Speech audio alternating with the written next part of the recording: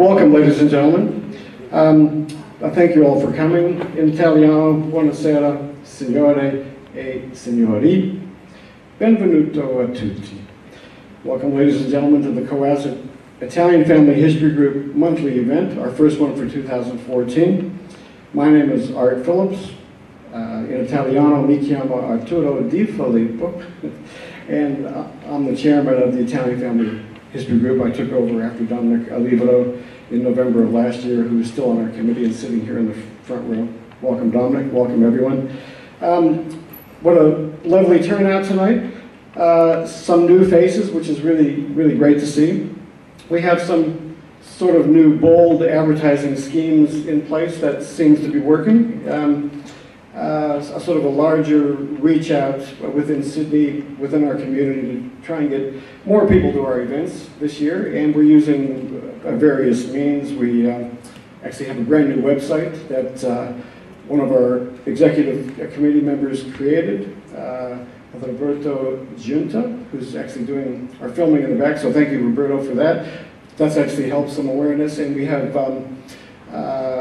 a new webmercial that we do each month, which helps advertise our featured speaker, which is Lucho tonight. We're actually pleased to have Lucio here with Simon, as well as the interview host, and I'll introduce them in about 10 minutes to come up on this lovely a maroon Victorian lounge for a nice chat about food and radishes, Simon, in particular. I heard you on the radio the other day. Actually, I grow radishes. I'll have a chat with you later.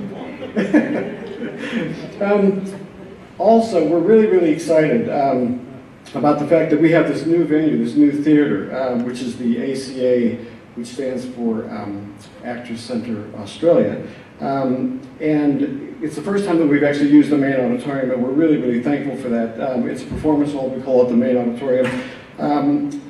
They are going to be housing our events for 2014. We're really quite excited about that. In particular, Dean Carey, the owner of the ACA, wanted me to extend a very warm welcome to everyone here tonight for coming. Welcomes us for 2014 and hopefully beyond. Wishes us a fantastic year, and is very, very interested in actually doing some things possibly together to get more people on seats, because it actually sort of benefits the forum overall outside with all the restaurants, etc. In particular, I wanted to thank Alan Rendell, who is the the operations manager of the ACA. He's been so helpful to us, for the group, to get us organized, and to Matt, our sound and lighting man, who's actually following the production running sheet meticulously. Thank you, Matt. And also to Sarah, who was very helpful in actually getting all this together. And our two beautiful ushers, we have Eduardo and we have Mia, and I want to thank them very, very much for your work tonight. And we also have a brand new musical theme, which I wrote. Of course, I'm a composer, and I decided to write the Italian Family History Group main theme, and that was the piece of music that you heard. It's a pseudo-orchestral piece, a European... I was so bored last week at work at the studio. I had nothing else to do, but I thought I would write this piece. No, but to explain it, it's a piece of music that I'm writing for a project for a production company that I'm doing some work for in America.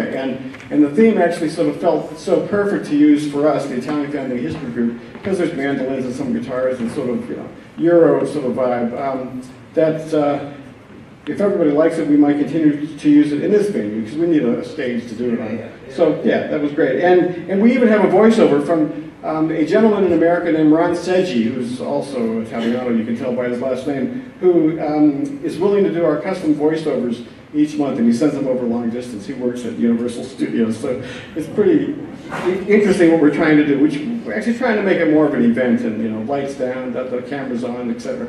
So anyway, so thank you all for being here. Just a little bit of a very quick housekeeping or house cleaning, a word that my wife uses quite often to entice me to motivate me to vacuum or clean the kitchen, house cleaning or housekeeping. Just a little stupid joke there. But I just wanted to note that your entry tickets tonight, your orange tickets, actually, the purpose of the entry fee for us is, one, is because we have the cost of the venue higher. Two is we actually have the cost of some raffles, because we do 3 raffles at the end of the night, and you might get lucky enough to actually win one of the prizes that we have. And in addition, your entry ticket gives you the ability at the end of the night, if you'd like to go, there's a lovely restaurant here called La Jada, and you just walk out the front entrance and you make a left, and it's the last restaurant on your left. Is that for your ticket, you can get a free coffee or a free tea, or you can use that ticket to buy a vino, like I will, or a soft drink, or some food, and that ticket will give you a discount of $2.50 off whatever you actually would like to purchase. So we wanted to thank Mario and Gina from the Jara Restaurant for allowing this possibility to happen, and also they created a nice little menu, small pizzas and various things that you can get for a discounted fee of $20, including wine and drink, and less your little ticket, so that's less $2.50 if anybody wants to join each other and have a chat at the end of the night about 8:30 when we're done. That would be lovely. So the Jara Restaurant. And so for those of you that actually don't know, I just wanted to talk a little bit about us, the Co.As.It Italian Family History Group. We are an organization that work under the auspices of Co.As.It, and our mission basically is of the organization. It's a nonprofit organization, and we are here to promote, develop, aid, and assist those interested in tracing their ancestral roots of Italian heritage, and to generally promote the passion of Italian culture in general, overall. So we're talking food, which is why we have my lovely friend and restaurateur Lucio here, music, film, literature, art, you name it. Anything that has to do with Italy is what we are going to be doing with our events. We're going to try and be as diverse as we can through the year. So that's basically the mission. It was founded in 1999 by a group of people, and one of our founding members, of course, is Dominic Arivalo, who's sitting here in the front row, that I'll introduce in a moment. The Italian Family History Group have quite an extensive little library of material, genealogical research materials, that is actually housed up the street at the Co.As.It Library. We also make sure that we hold at least 9, possibly 10 monthly meetings a year. We usually try for the 4th Wednesday of every month. It might slightly change a little bit this year because this venue sometimes is booked out and we would rather stay here. So we have to be a little bit flexible, and I'll allow everybody enough time to know when those changes happen. But the next event that we actually have, which is March 26th of all things, I think that is confirmed here, is we have a lovely speaker from Melbourne, and her name is Dr. Ilma Martinuzzi O'Brien, and she is coming to speak about internment of people, of Italians here in Australia back in World War II. And she is actually an honorary research associate for the School of Historical and European Studies in Victoria at La Trobe University. She was also director, believe it or not, of the Co.As.It Italian Historical Society from '87 to '93. And she also curated the National Bicentennial Exhibition, Australia's Italians, 1799 to 1988, and also curated Bringing Two Worlds, Jewish and Italians, together at the Museum of Victoria. So she's quite well versed on the historical aspects of this, so she's our guest speaker. We also have quite an interesting lineup as well this year. We have Antonio Zeccola from Palace Cinemas, who's going to be one of our featured speakers. We have Dr. Anne Rogerson from the University of Sydney, who's actually coming, and this will be a really interesting event. She's going to be talking about Mount Vesuvius in 79 AD and various stories that have been passed down through all these generations of people that survived it and what their families talked about, and some real sort of ancestral sort of history about this. It's about the people's struggles, their intimate stories. We have John Barnes, who's the president of New Italy up in Lismore, who's coming to speak. We also have Joe Avati, who's an Italian comedian who has confirmed for the 22nd of October. So we have quite a lineup coming up, and it should be a bit of fun. So I hope to see everybody at these upcoming events. My heritage, of course, I'm American. I've been here for 26 years, but I'm Italian background because my name is actually Di Filippo. my grandfather changed it. And I do a little bit of research myself, and I'm actually as far back as my great-great-great-grandfather, who was born in 1801 in Molise in Italy, a small little town called Montenegro da Cocchiara. So I know a lot about 2 generations ago on my father's side. On my mom's side, I only recently found out who my great-grandfather was because it was a secret. It was one of those family, sort of taboo things. Someone wasn't married when someone was born. So therefore, my mother's name is Perrier, which sounds French, but actually that was a fictitious name that was made up. My great-grandfather's name is Bernardo Fabrizio. And ironically enough, in my hometown in Pennsylvania, all of our friends were Fabrizios. We didn't know that they were cousins. And this is true, only about 6-7 months ago did we find out this little kept secret, because my mom's passed away and all those people are passed away, and now it's finally come out.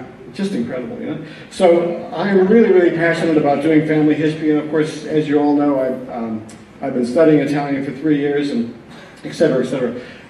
So before we actually start tonight with a few guest speakers, someone asked me if I would actually play an Italian guitar selection at every meeting, and I said, well, as long as everybody would like me to, so I brought my guitar. And I thought tonight I would play a song which is probably, arguably, one of the most recorded songs or melodies, sort of in the history of music. It's called O Solo Mio, which means my son. And that's, O Solo Mio is dialetto from Napoli, of course, So it's not proper Italiano. Proper Italiano is Il Sole Mio, which is my son, is what it means. Written in 1898, if I remember correctly. 1898 by a composer named Eduardo di Capua. And of course, I'm not singing because I don't sing, so it'll just be an instrumental piece. O Solo Mio.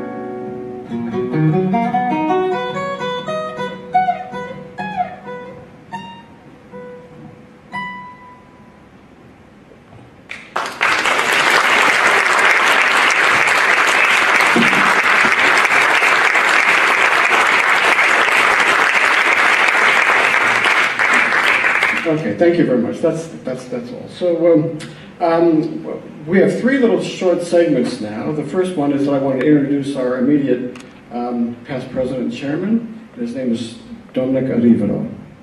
Thank you, Dominic.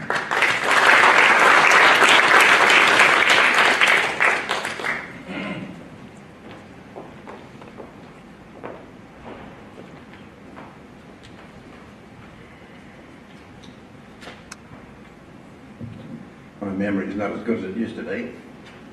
Anyhow, ladies and gentlemen, welcome. Great to see you here. As you can see, as you walked in this place tonight, a new era has dawned upon Co.As.It's Italian Family History Group.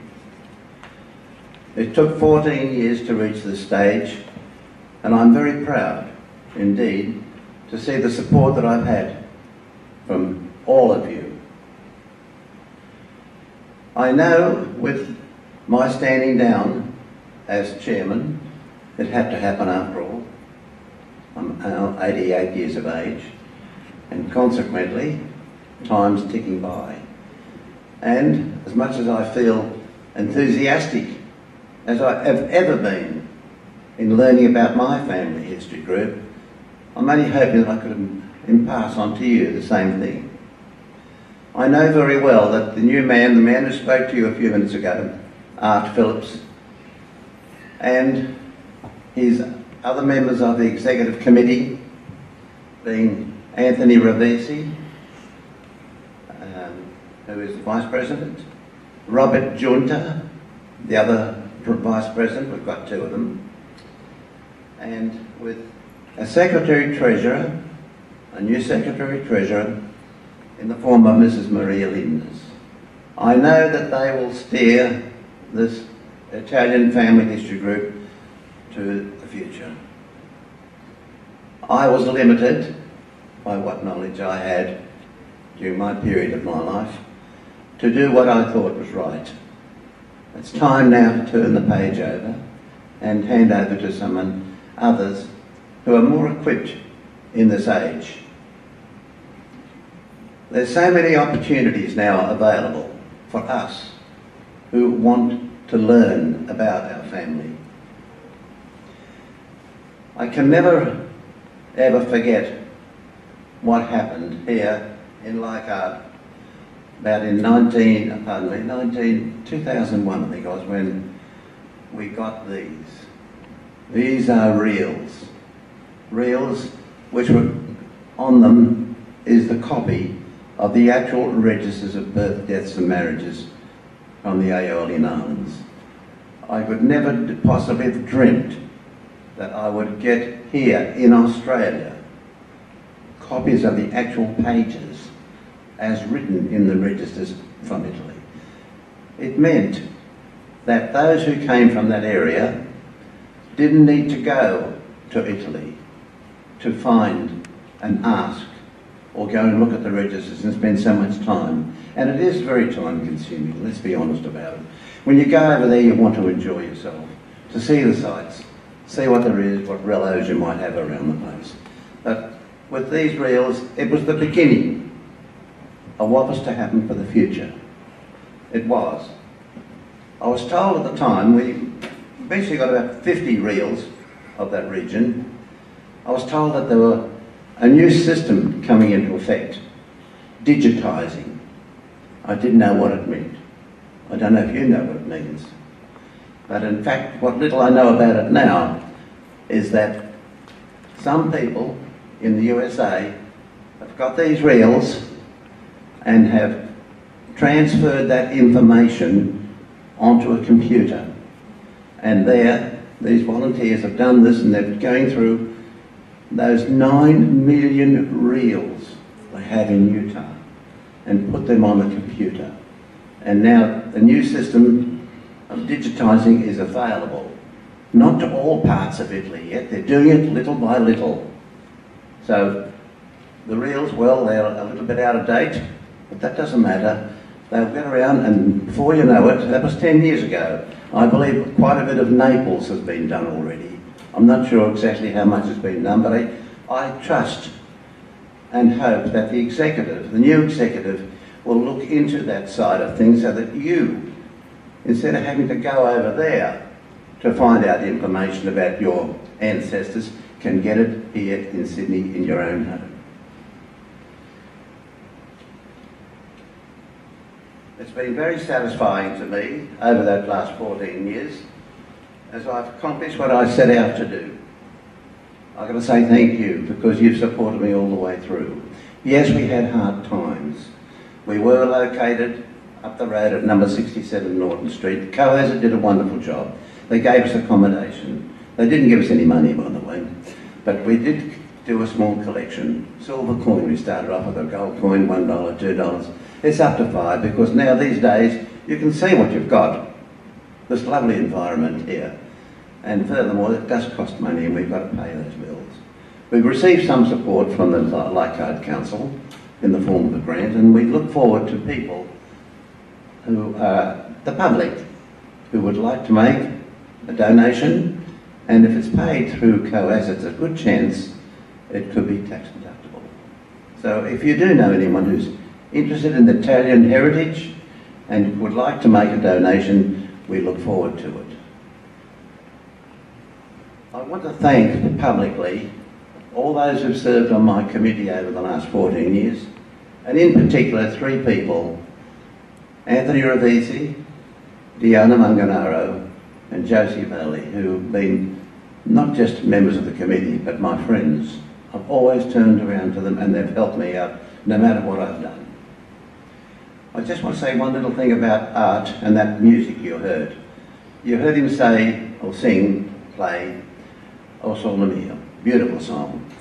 Now I recently came across something most unusual, and you probably might be surprised to hear this.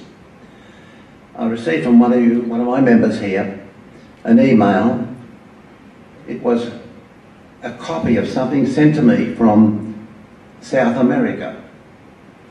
Someone over there, like us, who was interested in their hereditary, in their family, in the customs and so forth, had gone to the trouble of recording, sitting down here, 1,800 Italian songs and put them on a computer. And there it is. You can go through the list of all these songs, including O Sole Mio, but you get the words in Italian and English. It's quite amazing to get this. I've got to thank Ramo. I think Ramo Lacardo's here somewhere. He sent it to me. But it's fascinating to say this because then you could see the words and the meanings of some of the words. Because if you're like me, you know half Italian, half English, well, it makes a bit of sense. And when you see the English translation alongside of it, what more could you ask for? Well, that's all I'm going to say. I was only given 3 minutes to talk. Thanks again, ladies and gentlemen. I look forward to continuing my association with the Italian Family History Group as a committee member. I hope I can help in some way or another, as I've tried to do all the time, to carry out my natural wish to learn about my ancestors. Thank you, thank you, thank you.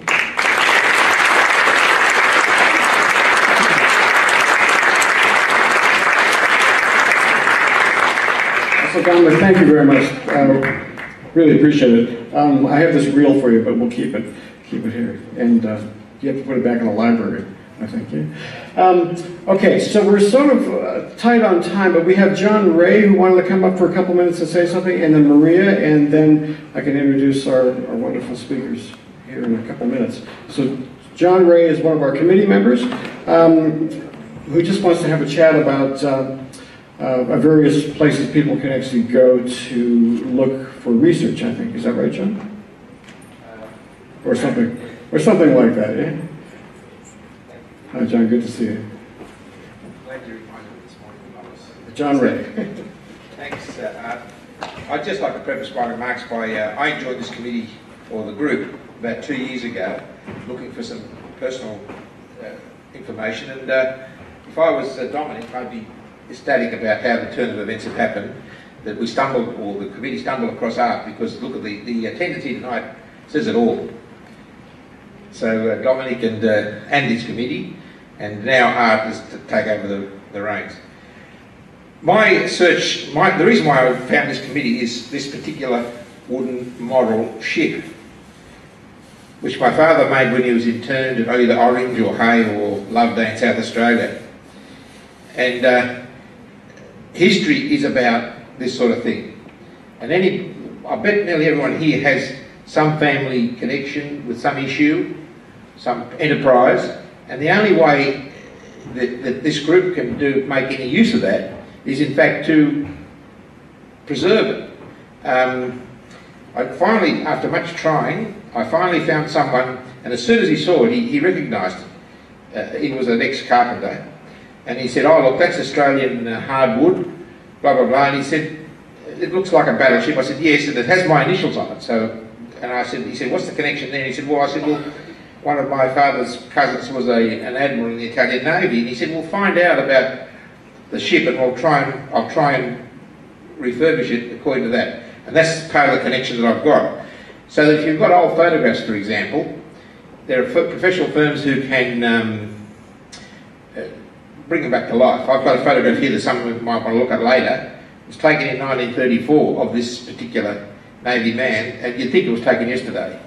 And what usually happens is these photographs finish up in a box or a drawer, and when you fall off the perch, people just take it to the tip or so. You know what I'm saying? So that if anyone has any information at all, it's critical, particularly this group, to be able to keep it. And perhaps I'll conclude by saying that we went to the Australian Archives at Chester Hill. We made a visit there, and you'd be staggered what the government's got on everyone in this room. From arrivals by ship or plane, it's unbelievable. And in my father's case, it was a dossier of hundreds of pages. So that you, as I said, the only way you can preserve history is in fact to be aware that it's there, and to make sure someone in the family is responsible and is able to record it for future posterity. Thank you.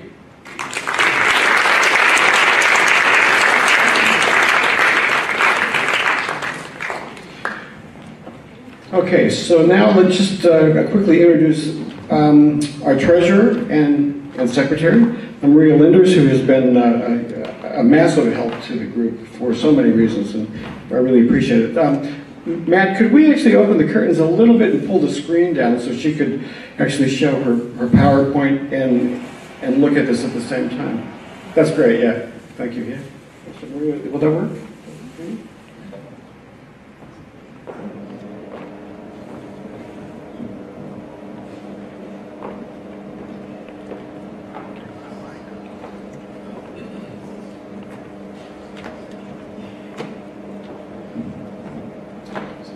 So Matt, I might, okay, this is on, so would you like to use this, Marie? Yeah. It might be easier for you.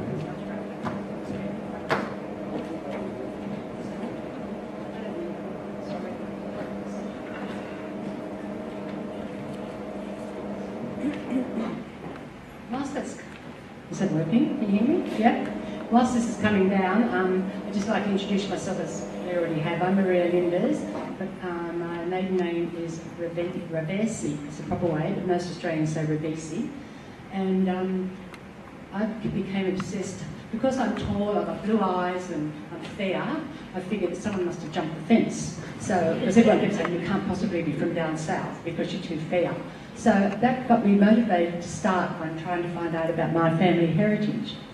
So anyway, I'm just going to give you a brief rundown of, are there many people here who have started their family tree? Many?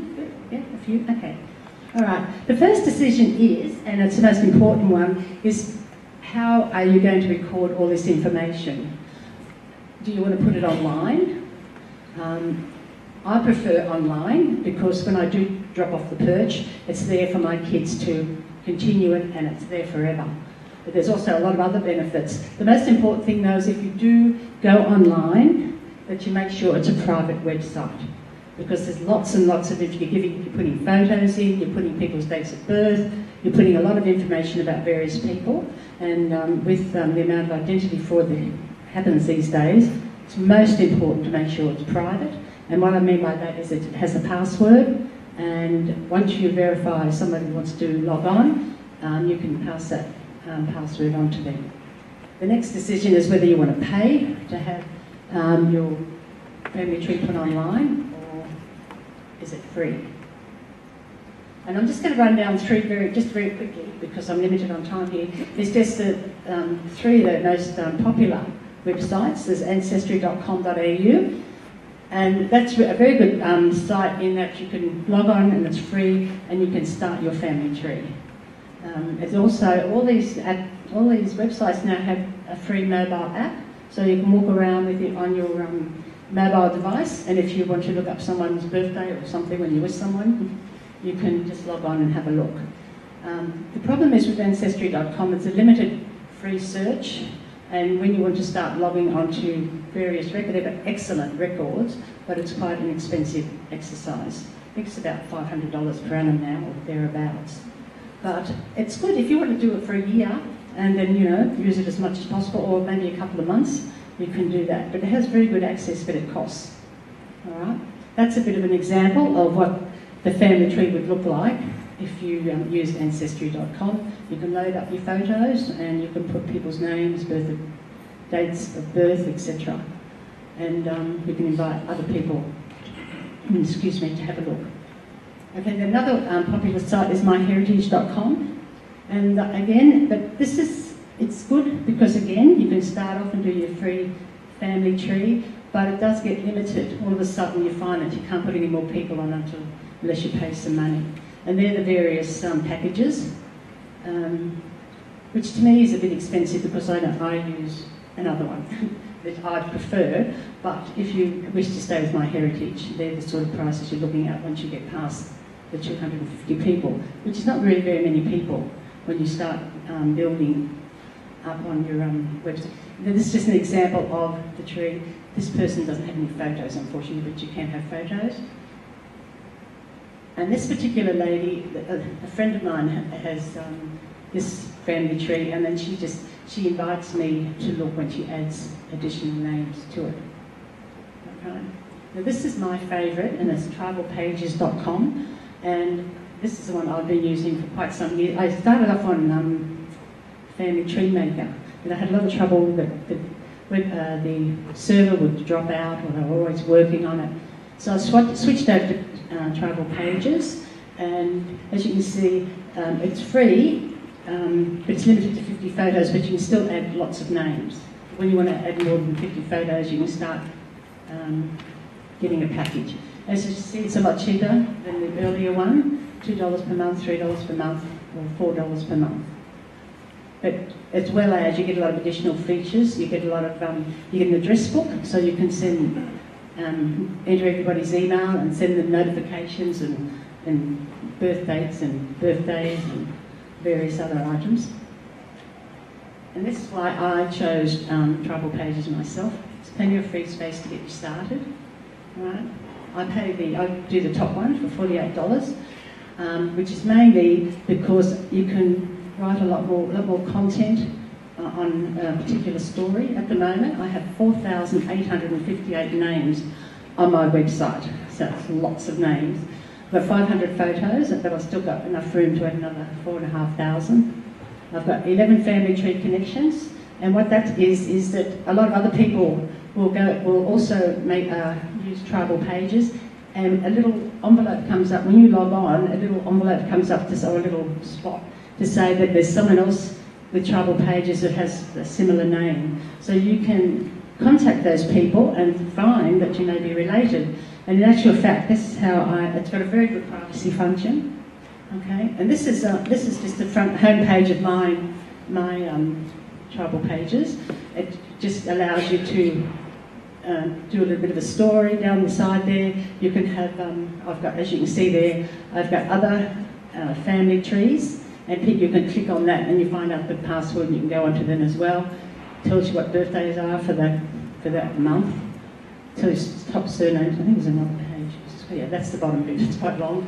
And what I want to show you here is, if you see at the top there, I've actually, in this particular one, I've logged on with my password, so all the names come up that are there, and that's including living people. But if someone logs onto this that doesn't have my password, this is what happens, right? They'll only show the names of, well, I'll show the surnames, and you can log on to these names down here as well, but it'll only say living if the person's still living. So that protects you as far as your identity fraud and so forth. On my particular website, I can put a video on. What happens, that's when we had a big family reunion in Italy, and I made a video and I put that on so all my family can log on and see the video of when we were in Italy. So this is the sort of page you get when you first start off. When you first start, it's best to start with your own name. So you put in there your name and as much information that you know. It doesn't matter if you don't know much, you just enter it on. And that's what it looks like. That's my dad, okay, my mum. So I've put there, I start off with, I'd start at the bottom. You can see there's Anthony, Bob, and me. And that's how I first started. I entered those, then you go backwards. And I entered my dad, I entered my mum. And then from there, I go to my dad and I enter his parents, I go into my mum, I enter her parents, and all of a sudden you have this family tree growing. And it's very exciting. It really is exciting. This is just an illustration of the family tree you can have a look at. This is also, this is the search function. See, if you put in a name, these have come up. They're actually all most of my family tree there, because I didn't want to go into it too much private. But down the bottom, this is somebody else's family tree, so I can log on to that person and say, hey, you know, are you related? And I have to say that I've actually met up with my cousins in America on my Revisi side and my Strangio side, because they also were on tribal pages, and they had particularly one, a Revisi. He emailed me, he said, because you've got the same names on your tree as he had on his tree. So we started communicating quite a lot, and then finally, about 2 months ago, I actually found out, because he kept saying there's got to be a connection, we couldn't find it, and 2 months ago we found that his great-grandfather, his brother was my great-grandfather. And I found that originally the Reversis came from Lipari and not from Selena that I first thought. So it was all very exciting. And also on the Stranger side, on my mum's side, I've met people in America, and he tracked right back to Christopher Columbus, and apparently we were related to him through marriage. So, bow everybody, I have royalty. So, okay, that's about it, because it has to be short and sweet, I'm sorry. But next month I have to talk to you about software for your Mac or your PC if you don't wish to go online. But we haven't really got time for questions, I don't think, have we? No, okay. But if you want to ask me anything after, I'm quite happy to speak to you. But once I just warn you that once you start on it, you become addicted, and it takes a lot of time. Thank you so much for that. I'm going to have to talk to her about this program, because the program that I use is not quite as sophisticated. I use something called Family Tree Co. or something. Related to Christopher Columbus, that's amazing. Actually, I think I'm probably related to Arthur Phillip, who was one of the... There's just no S on it. Arthur Phillips. Now, look, I just wanted to say, all of you beautiful couples, all the men, on a Saturday night, which you have to do, it's the best thing you can do. I do this with my wife all the time. We're sitting here in this row. Sue is here. Every Saturday night, we go to number 47, Windsor Street, Paddington, the Lucho's Italian restaurant. Lucio Galletto. It's the most magnificent ristorante and the most romantic. He's got the best vinos. He's got the best special little capsicum chilies that he does with the peppers. It's absolutely fantastic. And we drink a couple bottles of wine, go to sleep. Next morning, I wake up to the sound of Simon Marnie. It's the best thing for the hangover. So I just want to introduce tonight what we have. I'm sorry we're a little bit late. It doesn't matter. I hope you guys are okay for half an hour to chat, because we just want to have some really, really good fun. I just want to introduce Lucio Galletto from Lucho's Italian restaurant. Thank you very much for coming. And Simon Marnie from Weekend 702 ABC, who is nice enough to come and do this interview. So thank you so much, guys. So this is like which side there? Which side? Me right switch. And I just have a bit of water. Yes. Time for you. Thank you. This water is it gravel or water? No, but it's gravel. I only get that much? Well, see how good you do, and then I'll give you some more. Okay, so that's great. So thank you guys. Now they're just going to actually have a chat to everybody for about 20 minutes, a half hour, and then at the end of it, I'll just walk around for some questions and stuff filtered through from the audience to these guys. So that's great. So maybe, Matt, you might want to turn this off for a while. Thank you. Everybody enjoy. Welcome.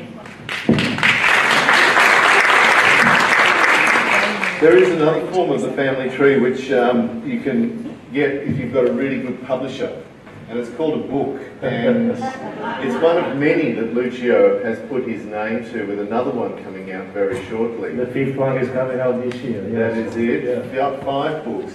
But this one, unlike the other 4, has the recipes at the end, and then this many pages of Lucio's family history. So it's got incredible photos going back in time of food, of people, of locations. The one place that comes out of it is Bocca di Magra. Bocca di Magra, my hometown village, let's say. Tell me where the family started the restaurant in 1951. 1951. Before I was born, mind you. And it's still there to this day. Tell me about the restaurant. Yes, well, the restaurant started like a trattoria, really, with a few dishes, not even a menu, just depending what the local fishermen brought in. And then slowly through the years, it became more of a restaurant type, with a lot of artists and a lot of writers coming to the village. So it got really. Not bad, I'm not saying better, but not really popular and well known in the area. And I want to find out about that, because in your restaurant now in Paddington, the artists and the writers come there, so we'll get on to that. But I'm intrigued as to the role of food to Lucio growing up. Who was the better cook in your household? Not my father.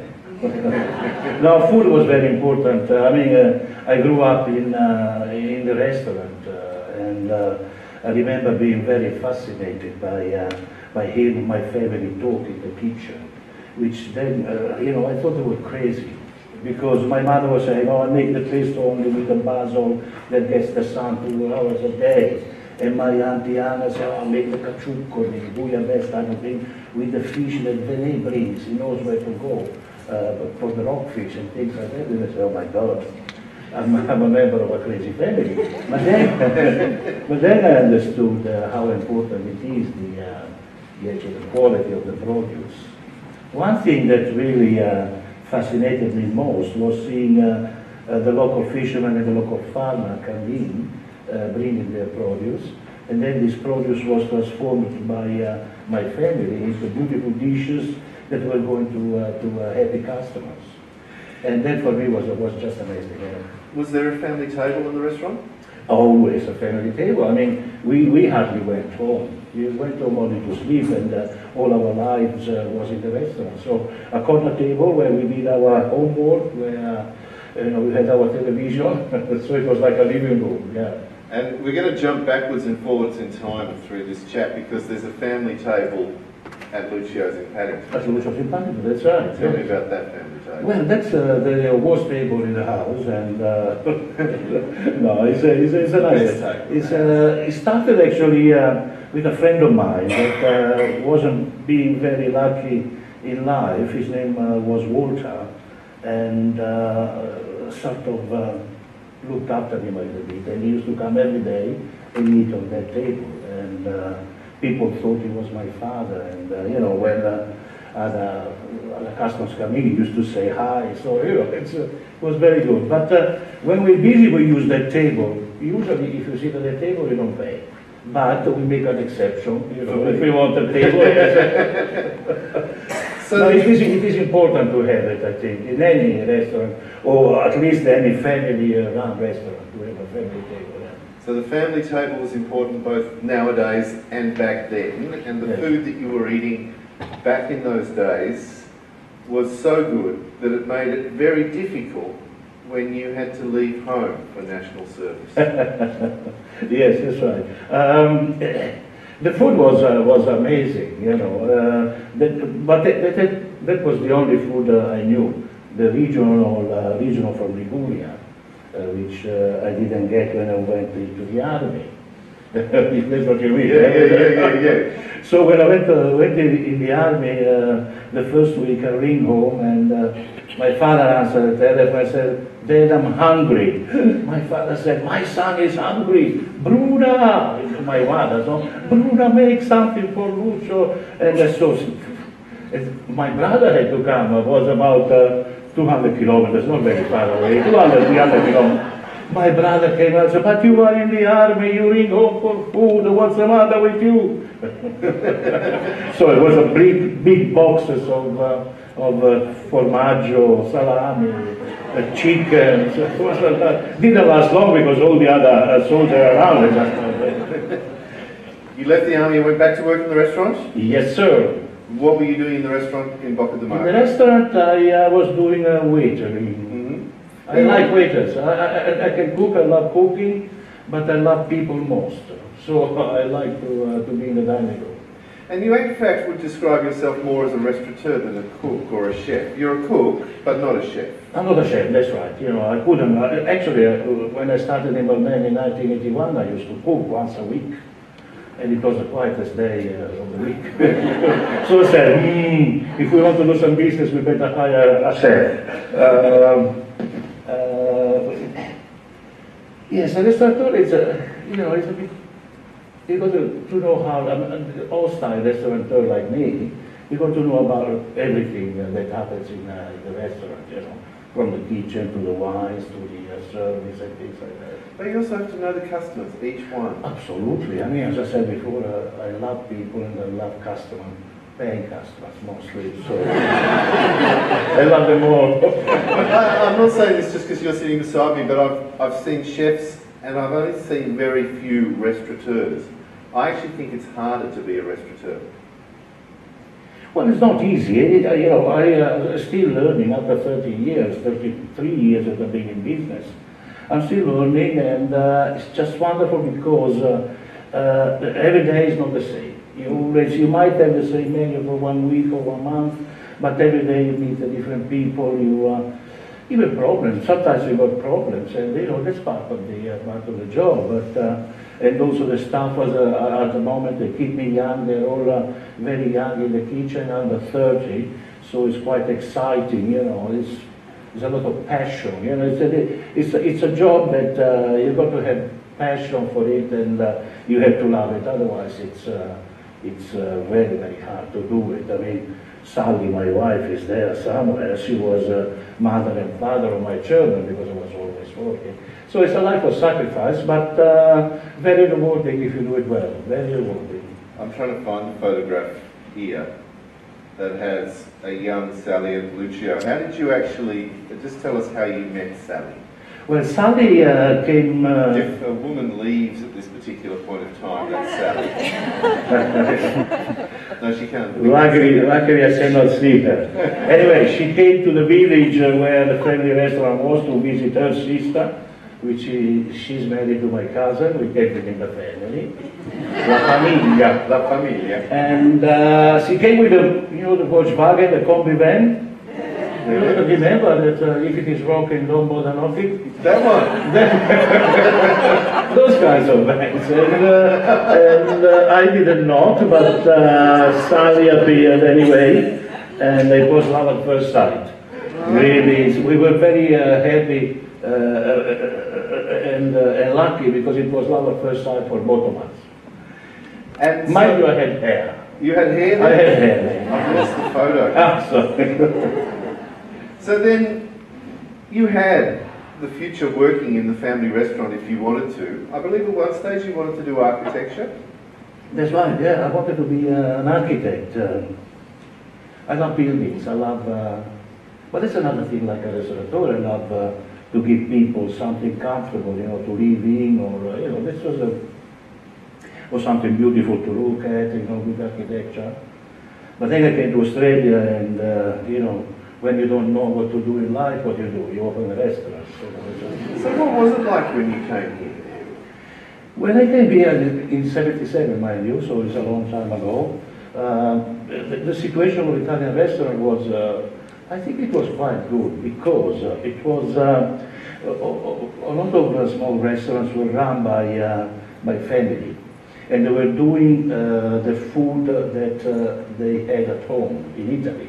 So I thought it was really the regional food in those days. I mean, now we're coming back in Sydney again to the regional food, but in those days they were just cooking the dishes that they had at home in their region or their village in Italy. So you started working in restaurants when you arrived here? Yes, I went to work in a restaurant in King's Cross called Natalino's, which is not there anymore now, but it was my Who first... remembers Natalino? Somebody said... Anybody? Yeah. Look, I enjoy working there. It was my only job in Australia. I enjoyed working there not only because of the customers that were big tippers. That's that now there. But Natalino was a perfect host. He was really a wonderful man, and I learned a lot from him, apart from my family in Italy, and I really appreciate him a lot. I was a teetotaler in those days, so he said to me, have a drink. I said, no, don't drink, Natalino. You become the manager right away. Wow. Because the others were all... And so, I never went to Natalino's. What describe it for me? Take me there now. Natalino... Kellett Street, King's Cross. Kellett Street, King's Cross on a corner. It had a lovely grapevine covered terrace outside. It was quite small restaurant. Was open 7 days, lunch and dinners. The menu was a little bit like a touristy menu in Italy, let's say. But he had some wonderful dishes, like his chicken. Oh, chicken Natalino actually, with the rosemary, chili and garlic. Just last week I received a letter from an old customer. I said, oh, do you remember how to do the chicken? And you got the recipe? I said, yeah. So you have? Yeah. So he must have had to sell those touristy dishes, but in amongst the menu were the really authentic... Yes, there was authentic dishes, yes. Because you see, Australians are very, very adventurous. They try things, you know.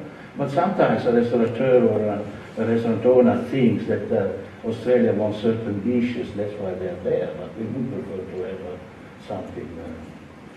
I mean, nothing wrong with spaghetti bolognese or things like that, but they were in every restaurant where there were the same menus. Lucio says nothing wrong with spaghetti bolognese, but what about ham and cheese pizza? Only with pineapple. Pineapple. Only with pineapple. Autentico. Autentico. You did 3 or 4 years working in other people's restaurants, and Only then... Natalino's, yes. And 3 years. 3 years? Then I started in Balmain in 1981 with the help of my dear wife. I'll be in trouble tonight. What was it that made you want to set up your own restaurant? I wanted to do, because I said to myself, what do Australian people expect from an Italian restaurant? If they have been to Italy, they want something to remind them. But depends where they go. If they go to the south, to the north, etc., because the cuisine is very different. And also, if they haven't been to Italy, that's most difficult. They want something that they think it's what it is in Italy. So I said, you know, no, I want to do what I know best. So I decided to open a restaurant and do the food that my family had. As I said before, you know, in those days there were no cookbooks or anything, you know, so we only knew the food of the region, but not even the whole region, that particular section of province of the region, and home cooking that was, you know, by the grandmother, mother, orally. But even in those days, in the early 80s, we didn't have the range of shops that we've got now. That's true, yes. The authentic pasta, the olive oil, and all. So it must have been a difficult... So it was very difficult to build a menu, yes, because as you said, there was not all the things that we have now, even the fresh produce. I mean, you couldn't find radicchio in those days, you couldn't hardly find rucola.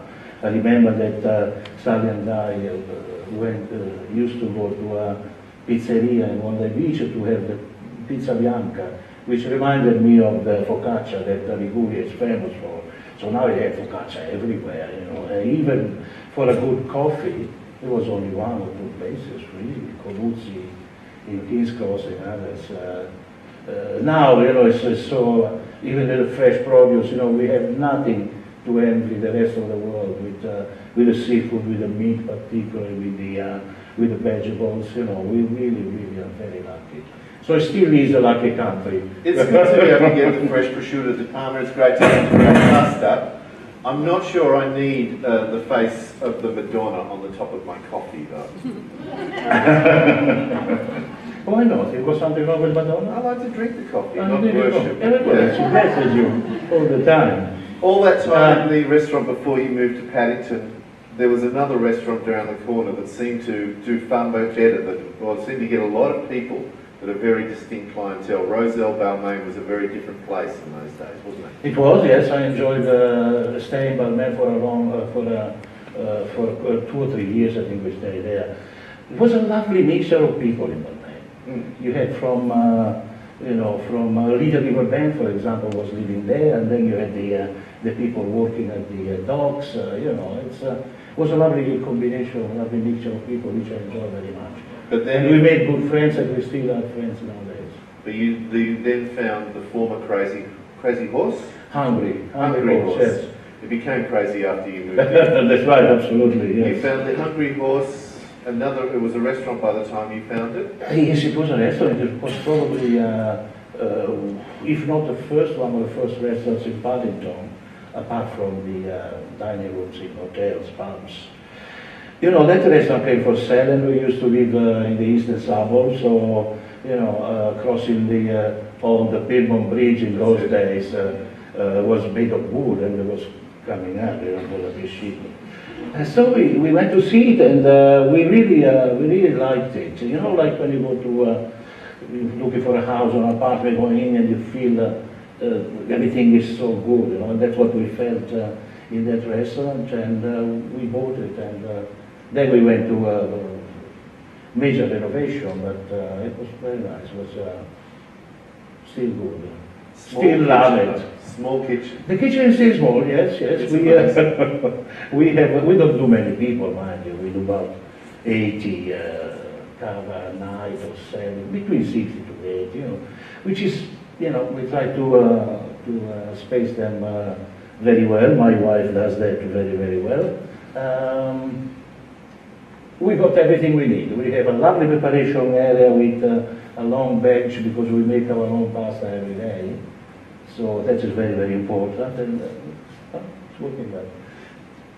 It was formerly an art gallery, but that wasn't how the art came about to be on the walls. In fact, that's a great story of the very first receipt. Yes, that's right, yes. So I love art because, again, when I was a kid in Italy, my cousin decided to open an art gallery for the summer months, to try to attract more people coming to the village and to eat in the only restaurant. So a very, very good business idea. You know, I was just an early teenager, and I didn't know anything about the world or the life outside the village. You know, so with all these artists coming from some from abroad and some from other cities and regions of Italy, for me it was like the window to the world, you know. So I remember that I used to bother them with questions and tell them, you know, trying to understand what was going on outside the village. But then Sally took me outside the village, and so I grew up with. Yes, because, you know, as a teenager, I was worrying about the length of my hair, you know, and Beatles and things like that. And then I realized that there is something else in life. Girls. Yeah. So, hey, then I went walkabout. So from the art that was there in Bocca di Magra to now Paddington, when you see the walls of the restaurant nowadays, it's actually one of, I find, one of the great curations of Australian art in a particular era and from Sydney. But the collection of art grew from very small, humble beginnings. What was Absolutely, yes. I mean, we didn't have.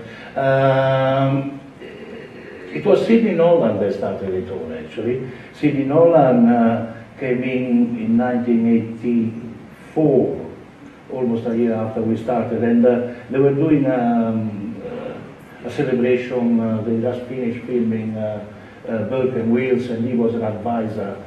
Sidney Nolan was an advisor for that movie, and he liked very much the food and the restaurant, and he did a little Ned Kelly on a sketch, on a docket book actually, page, and I was so impressed, so honored that they did that for me, that I framed it really beautifully, you know, with gold leaf and Sally. I haven't said to Sally how much I spent for that frame, but I can't tell my wife.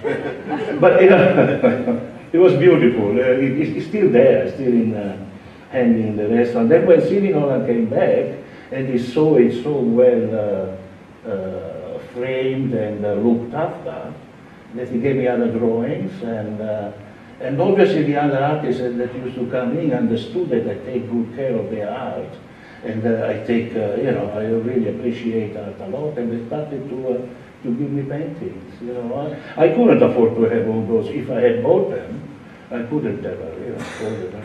But it was more than just a restaurateur-diner relationship with the artists. You have now, count amongst your friends, some of our greatest Australian artists, and in your latest book, which is not out yet, we'll see some of those people contributing right up to John Olsen. Yes. So this friendship, they grew. Over the years. You know, the first one to come to the restaurant was John Olsen, actually. He was brought in by Jeffrey Dutton. He's not with us anymore, but he's a poet, and he used to come to the restaurant because he was local, and he became a regular instantaneously. And he used to, when he came in, he used to talk about the Hungry Horse art gallery upstairs, which there is a famous photograph as well. And you know, to me it was like legends that, you know, was talking about John Olson, about John Colborne, Colin Lancy, you know, all the people that I had seen in books and art books. So one day he comes in with John Olson. John Olson liked it really very, very much. Gave me a big spank, you know, in the shoulder like that. Yeah. He said, "Good on you, mate." I said, I didn't even know what was a good on you, mate. I thought it was probably a city in Polonia or something, Budonia. You know, but he started to come regularly, he started to bring other artists, and it all started like that. Yeah. But through the years, as the generations have come through, so they've also come to dine with you, and I think... Absolutely, yeah. I mean, the thing is that luckily they like the restaurant, they like the feel, and then they like the little sketch by Sidney Nolan. So, you know, they started like that.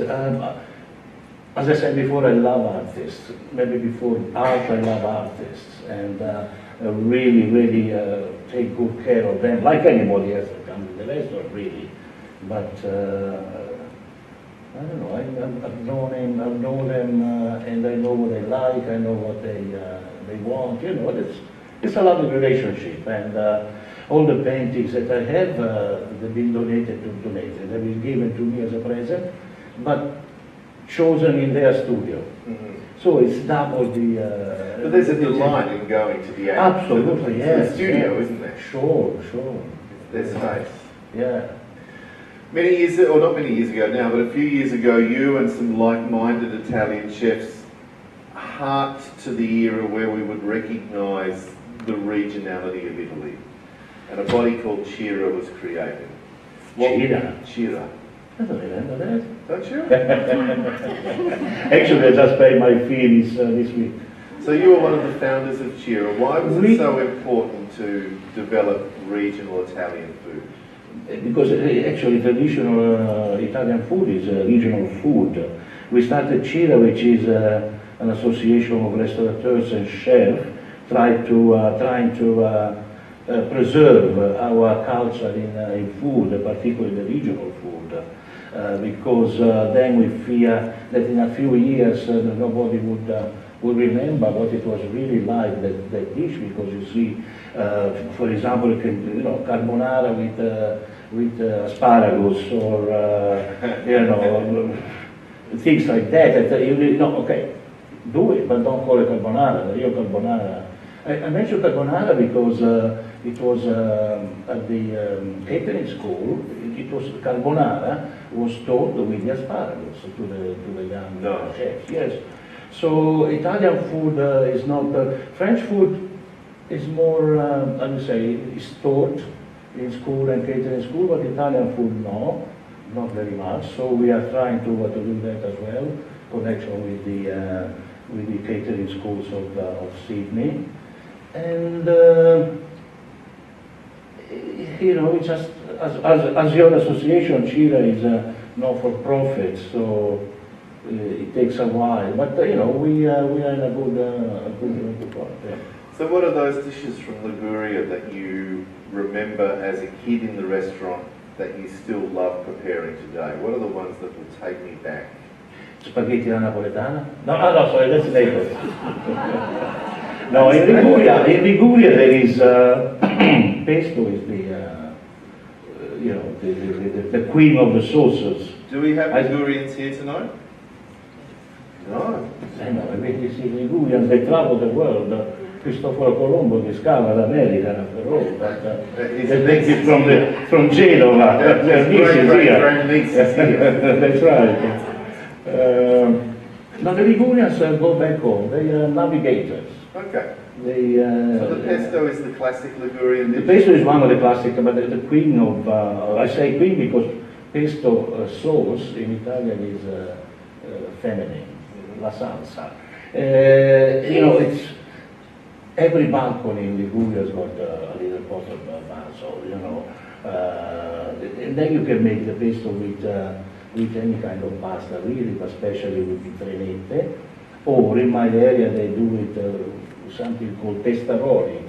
Testaroli, which is like a little pancake of flour and water.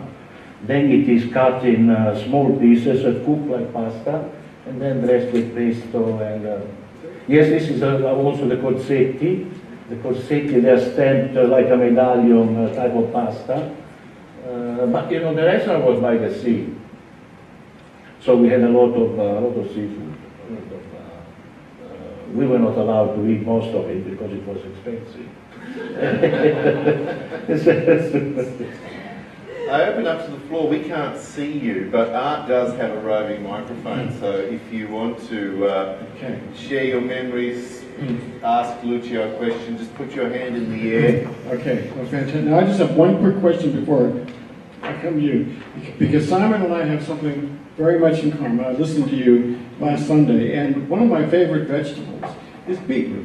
I love beetroot. It's the best thing in the world, and I actually grow it too, but you're right, they're only too small, you can't grow them all that big. So what I wanted to ask Lucio on behalf of us, I'll just start one question. I hate beetroot. You hate beetroot? Yeah. We were just, you go because we I thought we planned this. My McDonald's hamburger is always without beetroot. Okay, so we were down on the south coast and we stayed a couple of nights with Lucio and Sally. I found this shop that did biodynamic fruit and veg in Milton. The zucchini came from the ground that morning. The beetroot came from the ground that morning. Everything we bought, took back to Mollymook, showed them what we got. Guess what was the one vegetable that was still in the house when we came back 5 days later? And that I took back to Sydney with me. The beetroot. So, is there a good recipe that you could tell Simon and I? You're going to have to buy my book. Oh, incidentally, I'll say that. There is a region in Italy where they do the filling of the ravioli with the beetroot. And there is a lady here that has the book, The Art of Pasta. And towards the end of the book, there is the chapter about ravioli, and there is a recipe there for. And I've made Lucio's beetroot ravioli. I won't serve it to him, but it is beautiful because you have the porcelain white of the ravioli with just a hint of yellow from the egg, but then this luminescent purple that just comes through. You're getting hungry. I'll make it for you. Okay, sounds good. Now there's a question here. Lucio, can you tell me, in terms of Paddington, Elizabeth Street and Windsor Road, Windsor Street? Windsor Street, yeah. Yes. How far is your restaurant from that corner that I mentioned? Is it towards Jersey Road, or is it towards the far? Oh, it's right on the corner, right on the corner of Windsor and Elizabeth. I know exactly where it is then. Yeah, right on the I corner. lived there because I came from Mount up to Hargrave Street. Ah, yes, Hargrave Street is Next down, street down, yeah, yes, that's parallel to Windsor Street. See, Yeah. There's a lovely balcony with where the photo was taken. right. And now we put, did you see it? Yes. The sculpture? Yeah, it's beautiful. It's very nice, yeah. You mentioned ravioli. See, Do you make them with any special inside, with the filling? With sure, we always have ravioli. Most of the time we have ravioli on the menu. That ravioli is, they say, it was invented in Liguria by a restaurateur called Mr. Raviolo.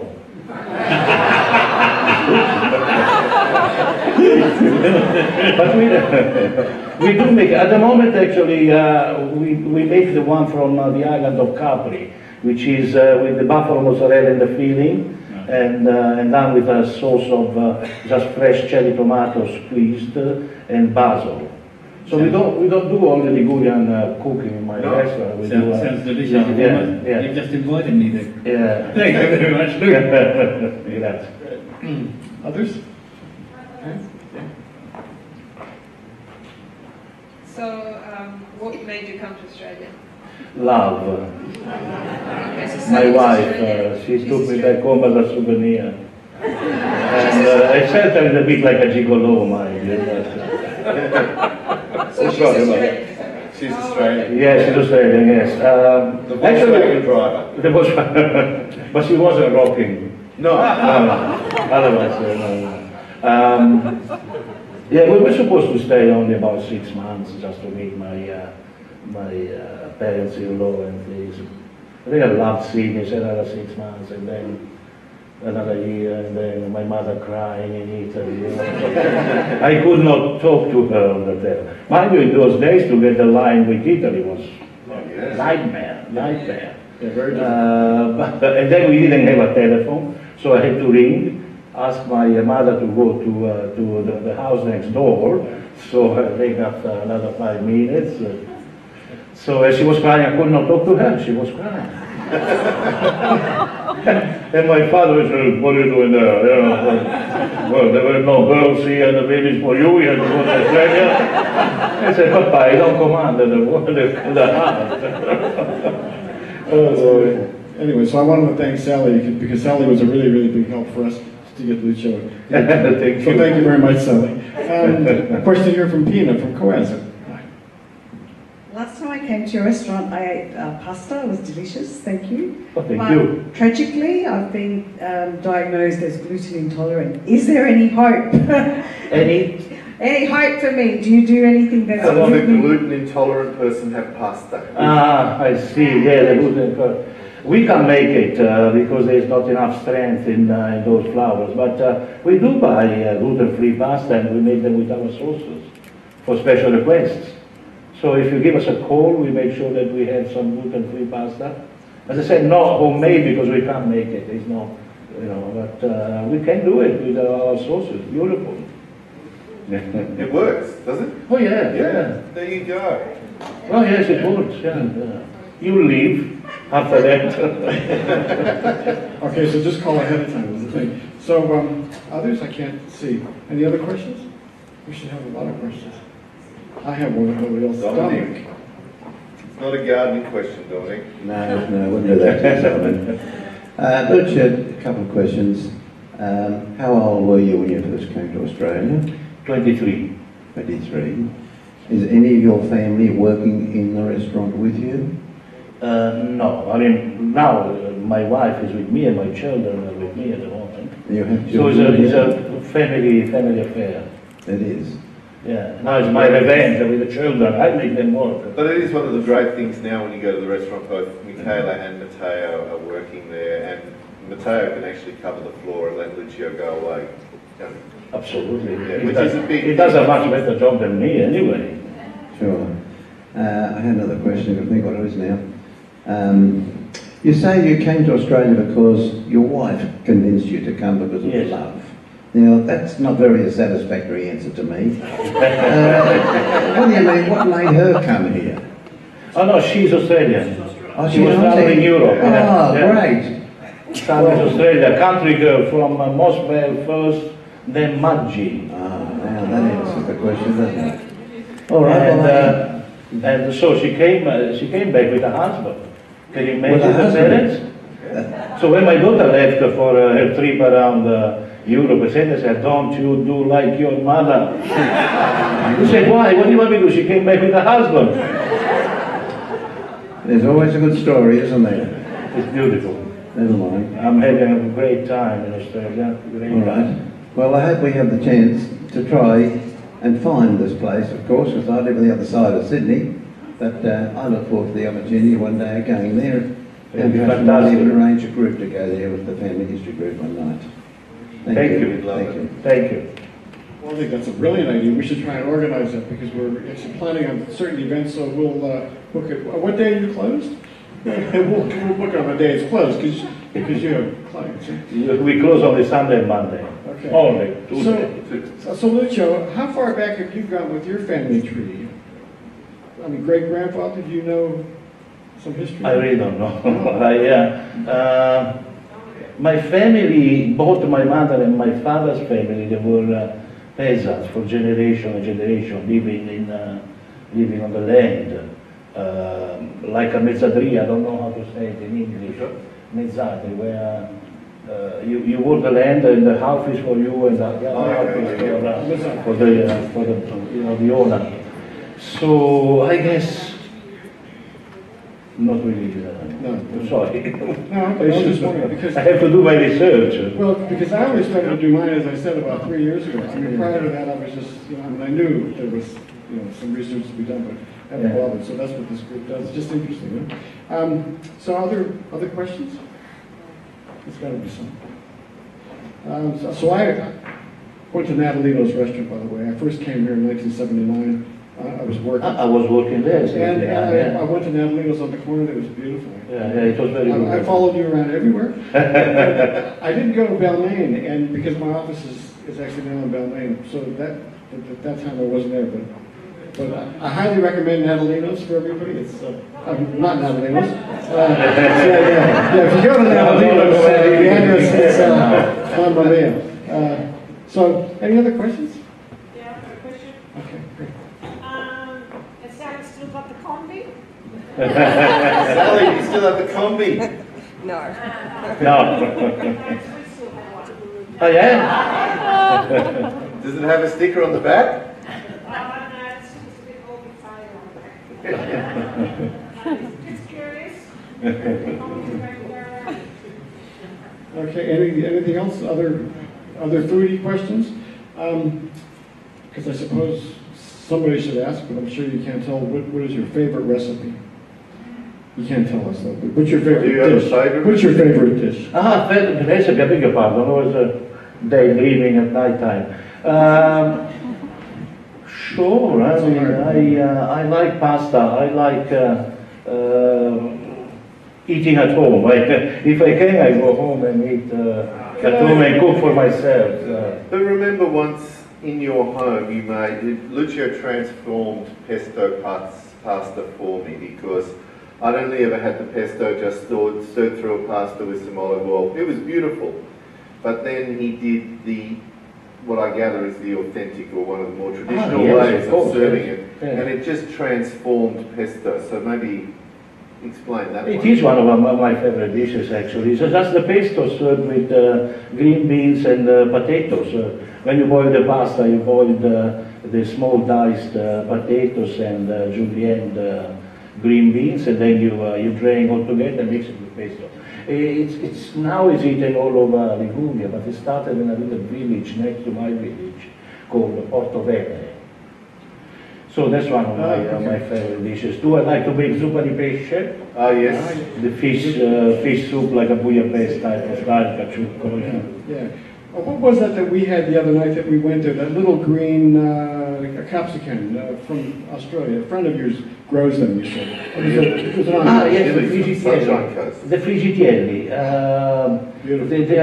They are like peppers They're not very hot. They're like little green peppers, yeah. And then you just fry them quickly. 1 in every 7 is hot. That's right, yeah. Every now and then you get the hot one. Slightly fried with a little bit of batter, you wouldn't even, and salt and... See, yes, they're very, that's right, yeah, they're great. It's actually a specialty from Naples. That's what they call them friggitieri. And they're grown now in Queensland. Right, okay. For the first time, Yeah. Fantastic. So, any other, one more here? Sorry, another question. See. My parents come from the south. Yes. We never had pesto or nothing. Oh no, I mean, you don't have pesto alla genovese, but what region is your family? Well, from the province of Sicily, Sicilian. Sicily. In Sicily you have a beautiful pesto. You have the pesto with the pistachios, which is amazing. Actually, it's in my pasta book. You have the pesto with the tomato and chili, called the pesto trapanese from Trapani. So you have a few. You don't have pesto alla genovese with the basil. My mother never cooked. You have different pestos which are fantastic too. My mother never cooked any pasta with pesto.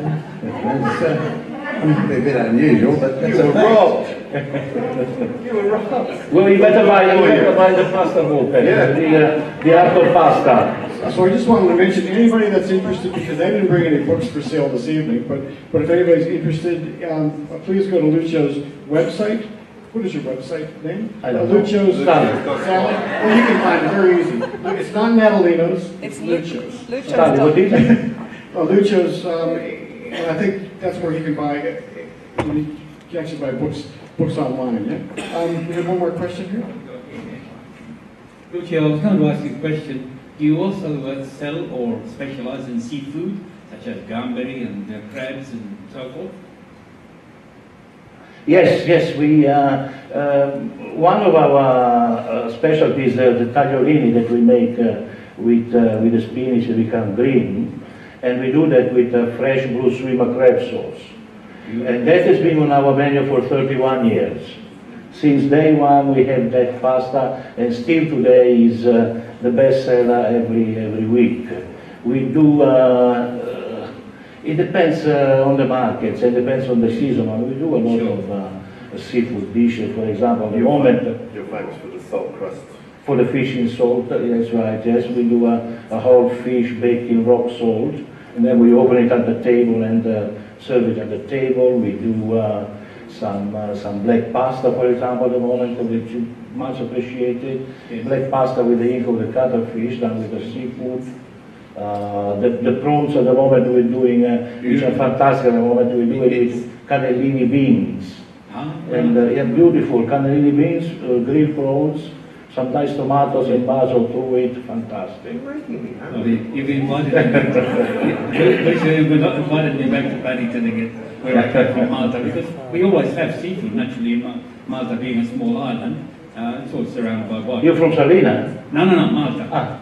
Malta. Malta. Oh, See. Malta. Yeah, I was chef for 10 years, Tim. Parents are from Malta, yeah. No. And then, because that's the reason I'm asking about seafood and so forth.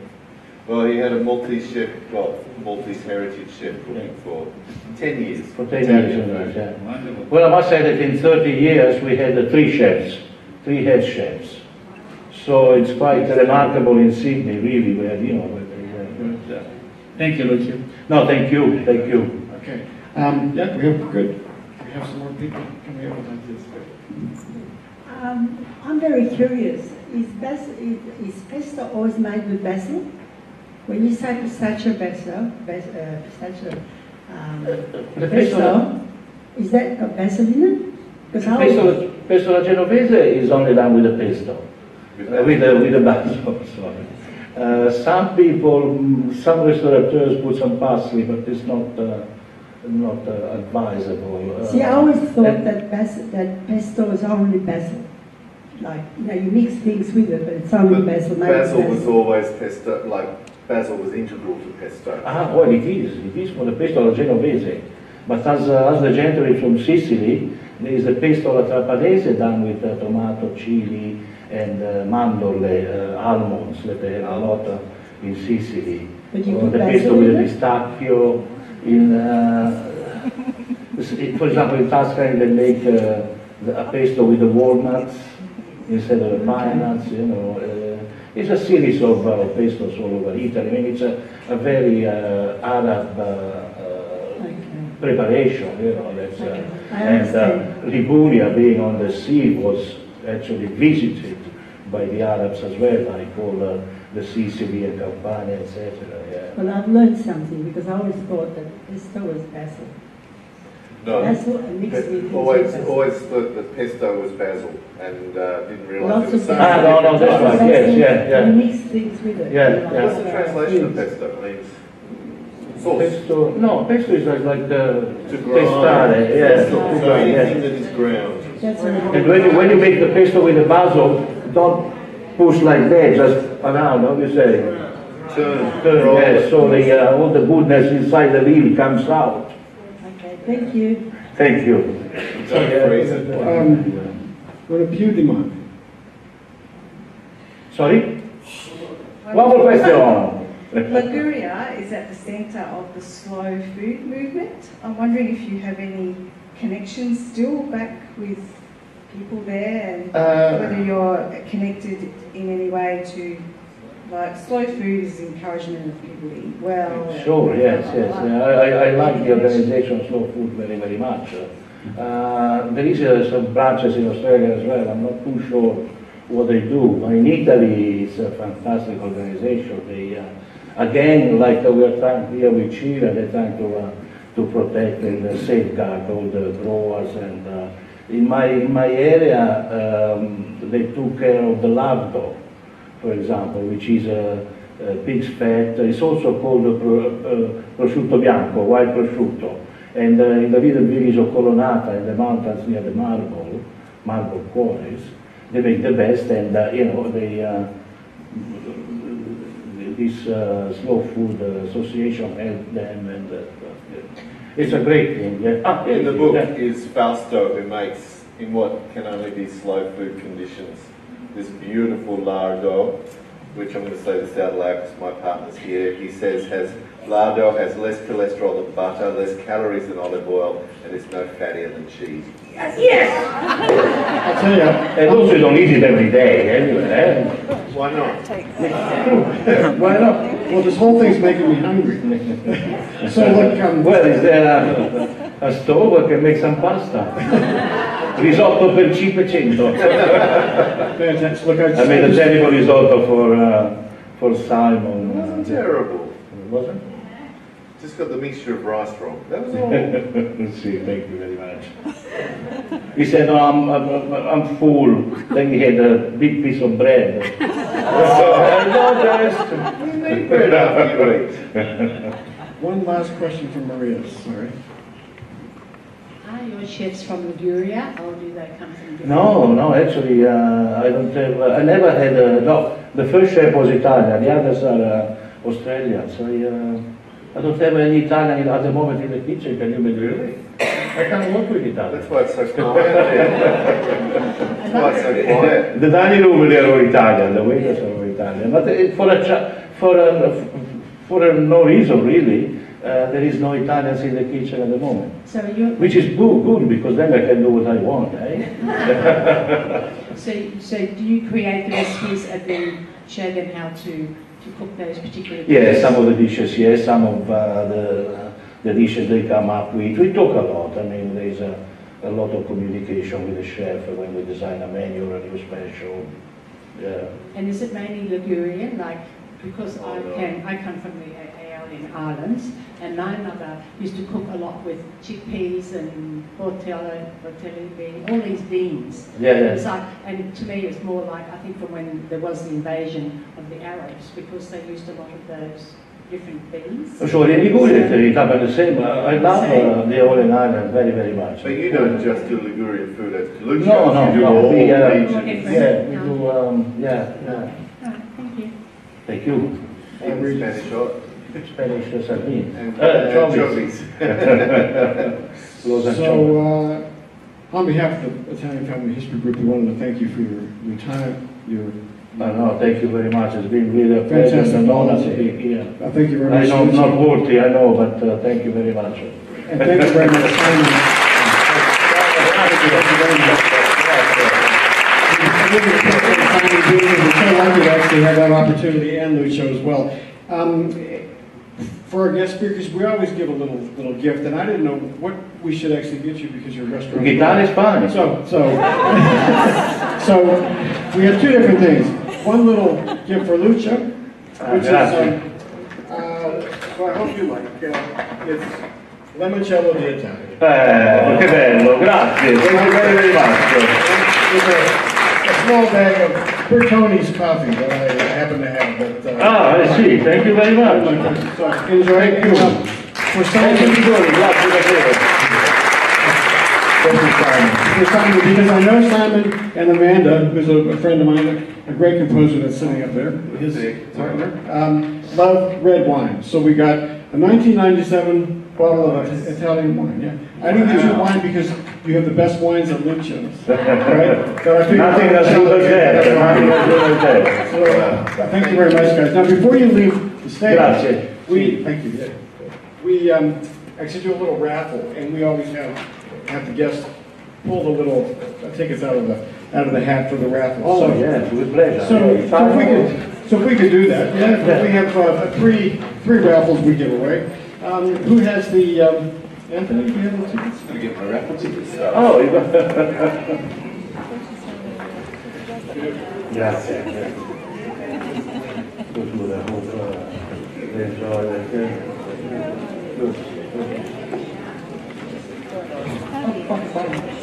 Okay, all right, so...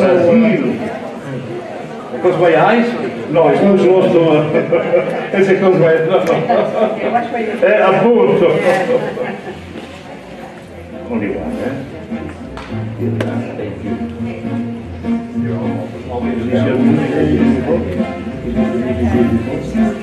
$65.80. 65.80. Someone has to have it. Now I can see. Blue 65p. There's little blue things on the side. Blue clubs. Clubs, yeah, blue clubs. Yes. E65. Come on down. Come on down. You can have a choice of wine or a tea set. Wine. If you win a second time, you can drink it from a tea set. No, there's on the side here. See, stop broadcast. Yeah, switch off. No, this one here. And this is blue clubs again, 14E.